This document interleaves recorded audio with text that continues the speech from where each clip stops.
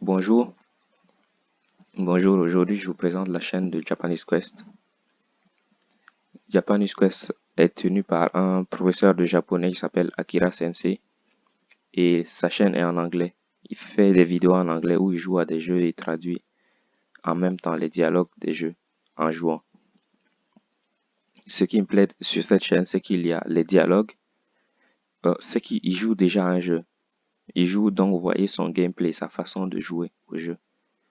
Vous voyez le jeu,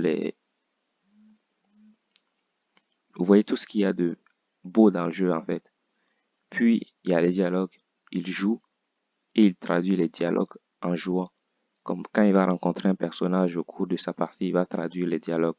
Donc, vous allez apprendre, comprendre l'histoire. Vous allez comprendre ce qui se passe. Puisqu'il n'y va pas à l'aveuglette, il traduit tous les dialogues. Donc, vous comprenez l'histoire, vous voyez le gameplay. Donc, c'est ludique, quelquefois, de le regarder jouer, même si euh, on peut avancer lorsqu'il il est en train de se promener dans les paysages, comme dans Pokémon par exemple. Il y aura beaucoup de parties où il ne va rien faire, il ne va pas parler avec des personnages, des patates de Pokémon. Là, on peut avancer puisque c'est des vidéos YouTube. On peut quitter ces parties et aller aux parties qui nous intéressent, ça veut dire les dialogues. Si vous voulez juste voir les dialogues, vous pouvez faire ça. Mais il y a énormément de dialogues. Et un autre truc que j'aime chez lui, il a dit comment apprendre le japonais. Il dit commence tout de suite et fais-le pour le reste de ta vie. C'est ça sa philosophie. C'est pourquoi il a fait énormément de vidéos. Et ça, c'est beaucoup d'heures. Vraiment beaucoup d'heures. Beaucoup d'heures de vidéos. Il a dit commence à apprendre et continue pour le reste de ta vie. C'est cette façon qu'on apprend le japonais. Le japonais, c'est pour un Européen ou pour un Américain, pour un Occidental, pour apprendre le japonais, c'est difficile. Parce que le système d'écriture n'est pas le même, la prononciation n'est pas la même, la grammaire. Il y a plein de choses qui ne sont pas pareilles. Et ça va être très long. C'est difficile et très long. Peu importe la langue. C'est difficile et c'est long, c'est fastidieux. Mais ici, il nous donne une ressource qui est facile à utiliser. Si on parle anglais, bien sûr, c'est facile. Il joue au jeu. On voit sa façon de jouer, on voit le gameplay. Il commente pendant qu'il joue. Il parle avec les autres internautes sur sa chaîne Twitch. En plus, il traduit les dialogues du jeu. Donc, on peut voir l'avancement dans le jeu. On va comprendre l'histoire qui se passe, ce qui se passe dans le jeu. Donc, c'est facile à regarder. Même si on n'a pas trop envie d'étudier le japonais aujourd'hui, on peut mettre une vidéo de Japanese Quest et se mettre dans son fauteuil tranquillement et le laisser nous raconter une histoire. C'est vraiment pratique comme façon d'apprendre.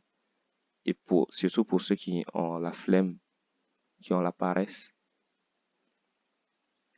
qui n'aiment pas trop se prendre un livre pour s'asseoir et lire des textes, remplir des choses, ça c'est une très bonne ressource. Il donne, en traduisant les textes, il les traduit mot à mot et il explique. Il dit, quand on voit une partie qui dit Kore wa banana desu, lui il va traduire, il va dire ceci est une banane.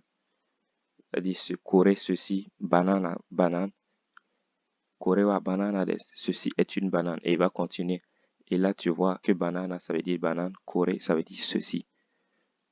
C'est vraiment pratique. C'est vraiment pratique comme chaîne. Donc, je vous encourage à aller le suivre si vous parlez anglais et si vous avez envie de continuer votre apprentissage du japonais parce que ça sera long.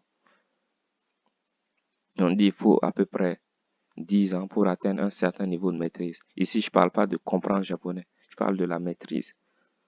Pouvoir le comprendre au point d'être en mesure de l'expliquer à d'autres personnes, de pouvoir parler, d'avoir plein de mots de vocabulaire, de pouvoir lire plein de kanji, de pouvoir même lire le journal. Il faut plusieurs années d'entraînement pour ça. Ça peut aller jusqu'à 10 ans ou plus, selon bien sûr les prédispositions génétiques de chacun. Mais c'est possible à tout le monde d'apprendre le japonais, peu importe l'âge, et le niveau en langue. Il y a d'autres qui vont dire, ah, je suis pas bon en langue. Croyez-moi, avec le temps, ça finit par venir. Quand tu en fais tous les jours, le plus important, c'est de le faire tous les jours. Quand tu en fais tous les jours, tu regardes peut-être des vidéos japonais où où on te lit un texte et on fait la traduction. Là, tu apprends des mots, tu apprends la grammaire et tu apprends à comprendre le japonais selon le contexte. Parce que là, avec Japanese Quest, quand ils jouent au jeu, il y a des contextes à chaque. Comme dans Pokémon, il y aura le docteur qui va venir pour te donner un Pokémon. Tu vas voir le contexte et tu vas voir ce que certains mots signifient selon le contexte. Donc c'est vraiment riche. Je vous encourage à aller le voir si vous parlez anglais. Ciao.